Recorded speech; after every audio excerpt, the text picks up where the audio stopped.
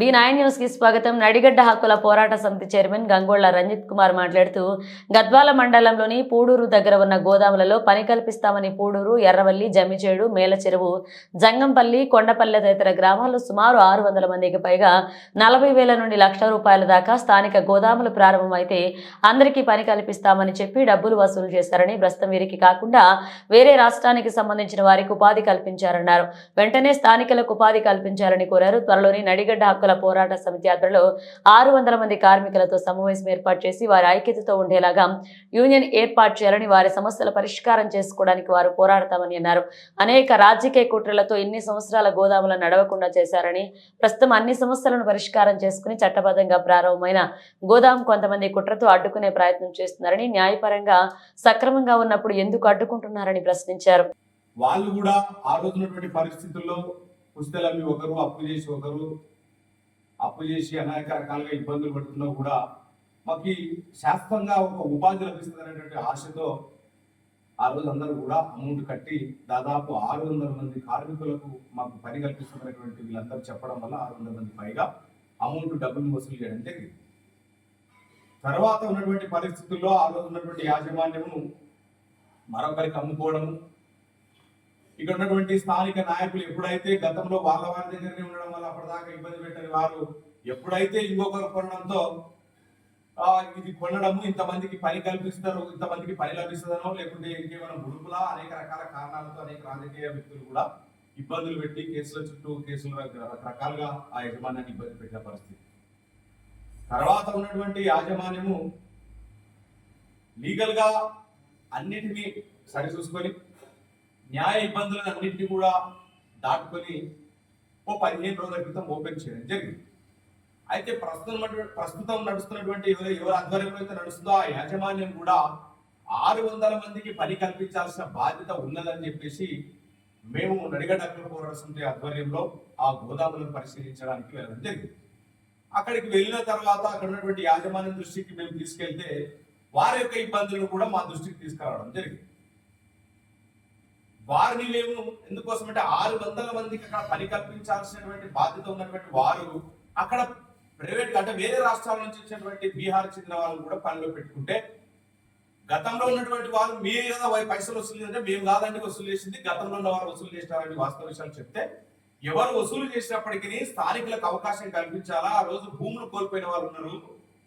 ఇక్కడ ఈ గోదాములు వస్తే మా బతుకులు బాగైతవి అని చెప్పేసి అక్కడ ఉన్నటువంటి 6-7 గ్రామాల ప్రజలు ఎవరైతే ఉన్నారో వాళ్ళందరూ కూడా దాదాపు 2,000 కుటుంబాలకు ఉపాధి లభిస్తుంది. రోజు ఒక 200 లారీలు లోడింగ్ అన్లోడింగ్ చేయడం వల్ల ఒక 400 డ్రైవర్లు, క్లీనర్స్, ఆ తర్వాత ఓనర్స్, లారీ ఓనర్స్ అందరూ కూడా వాళ్ళకు కూడా ఆర్థికంగా వాళ్ళకు కూడా ఒక ఉపాధి దొరుకుతుంది. అట్లాగే అక్కడ ఉన్నటువంటి చిరు కార్మికులకు కూడా టీ హోటల్ కావచ్చు, చిన్న చిన్న దుకాణాలు కావచ్చు, వాళ్ళకి కూడా ఉపాధి లభిస్తుంది. అట్లాగే అక్కడ పెట్రోల్ బంక్ ఒకటి నడుస్తుంది. ఒక వెయిట్ చేసే ఏదైతే అది ఉంటుందో అది నడుస్తుంది. అనేక రకాలుగా దాదాపు ప్రత్యక్షంగా పరోక్షంగా 2,000 కుటుంబాలకు ఉపాధి లభించే ఆ ప్రైవేటు గోదాము లోపల కొంత రాజకీయ శక్తులు ప్రవేశించి, ఎందుకోసం అంటే ఇక్కడ కొంతమంది వ్యక్తులు ఇట్లా ఒక పెద్ద వ్యవస్థ ఉంటే మా చేతిలో ఉండాలా, లేకపోతే ఎవరి చేతిలో ఉండొద్దు, పని దొరకడం ఇష్టం, ఉపాధి దొరకడం ఇష్టం లేదో, మరి వారి ముడుపుల మీద ఉన్నటువంటి ప్రేమతోనూ అనేక రకాలుగా ఇబ్బందులు పెట్టినట్టు వాళ్ళు కూడా దృష్టికి తీసుకొస్తే మేము ఒకటే చెప్పడం జరిగింది, లీగల్ గా అన్ని కరెక్ట్ ఉంటే మాత్రము అది మీరు చూసుకోవాల్సినటువంటి బాధ్యత.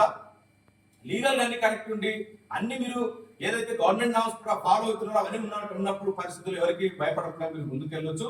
కానీ అట్లాంటి పరిస్థితుల్లో కూడా ఇక్కడ ఉన్నటువంటి స్థానికులకు ఉపాధి కల్పించకపోతే నడిగడ్డ హక్కుల పోరాట సమితి పోరాడుతుందని చెప్పడం జరిగింది. కాబట్టి ఈ రోజు అక్కడ ఉన్నటువంటి కార్మికులు కొంతమంది వచ్చి కలవడం జరిగింది.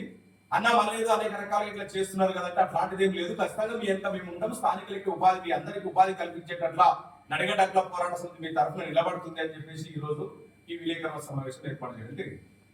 ఇక్కడ ఉన్నటువంటి వాళ్ళందరూ కూడా గ్రామాలకు సంబంధించిన వాళ్ళు వచ్చినారు. ఈ రోజు అన్న త్వరలోపల నేను ఏమంటున్నా త్వరలోపల వీళ్ళందరూ కూడా ఒకటి హామీస్తున్నాం, అందరితో దాదాపు 600 కుటుంబాలతో త్వరలోపల అక్కడనే ఒక సమావేశం ఏర్పాటు చేస్తాం. వీళ్ళకి వెంటనే ఒక యూనియన్ పెట్టాల్సిన అవసరం ఉన్నది. ఒక యూనియన్ ఏర్పడితే వీళ్ళ మధ్య ఐక్యమత్యం వస్తుంది, అనేక రకాలుగా బెనిఫిట్స్ వస్తాయి, అనేక రకాల వీళ్ళకు ఒక శాస్త్రంగా ఒక పని కల్పించే వాళ్ళం అవుతాము, ఉపాధి కల్పించే వాళ్ళం అవుతాము. కాబట్టి ఇవన్నీ కూడా డిమాండ్ యాజమాన్యం ముందు పెడతాం, అవసరమైతే సంబంధిత అధికారుల దృష్టికి కూడా తీసుకెళ్లి ఆ రోజులకి ఈ రకంగా చేసినారు కాబట్టి ఖచ్చితంగా చేయాలనేటువంటి ఖచ్చితంగా ఈ సమస్యను కూడా ఇక్కడ ఉన్నటువంటి ఉన్నతాధికారుల దృష్టికి కూడా తీసుకెళ్తాం. మేము ఈ రోజు ఉన్నటువంటి యజమాన్యాన్ని కూడా ఒకటే డిమాండ్ చేస్తున్నాం, 600 మందికి పని కల్పించాలా, స్థానికేతరులను తీసుకోవద్దు, వీళ్ళందరికీ పని కల్పించాల్సిన అవసరం లేదు. ఎందుకంటే భవిష్యత్తులో రైల్వే ట్రాక్ వస్తే ఇంకా పని పెరుగుతుంది, అక్కడ ఇంకా కూడా పని పెరిగే అవకాశం ఉంటుంది, ఇంకా కూడా వాళ్ళకి కూడా లేబర్ పెరిగే అవకాశం ఉంటుంది. కాబట్టి మేము ఒకటే డిమాండ్ చేస్తాం, వీళ్ళందరికీ కూడా ఒకటే త్వరలోపల కార్మికులు ఎవరైతే ఉన్నారో మొత్తం 600 మంది పైగా ఎవరైతే ఉన్నారో వాళ్ళందరినీ కూడా త్వరలో ఒక సమావేశం ఏర్పాటు చేస్తాం, వాళ్ళ సమస్యలు వింటాం, వాళ్ళ కోసం వాళ్ళ ఐక్యమత్యం కోసం వాళ్ళ యూనిటీ కోసం ఒక యూనియన్ ఏర్పాటు చేయాలా, వాళ్ళ యజమాన్యాన్ని కూడా కోరుతాం. ఖచ్చితంగా కూడా ఈసారి మాత్రం కూడా ఈ కార్మికుల తరఫున నడిగడ్డ పోరాటం ఖచ్చితంగా నిలబడి పోరాడుతుంది, ప్రశ్నిస్తుంది. త్వరలోపల ఒక 3-4 రోజుల లోపల అక్కడనే కూడా కార్మికులందరితో కూడా సమావేశం ఏర్పాటు చేస్తామని ఈ సందర్భంగా ఇక్కడ వచ్చిన వాళ్ళందరూ కూడా చెప్తా ఉన్నాను. అన్న మా సమస్య ఉందని చెప్పేసి వచ్చినారు కాబట్టి ఖచ్చితంగా ఆ సమస్యను పరిష్కారం చేసేటట్లు నడిగడ్డ పోరాటం నిలబడుతుందని సందర్భంగా విజ్ఞప్తి చేస్తున్నాం.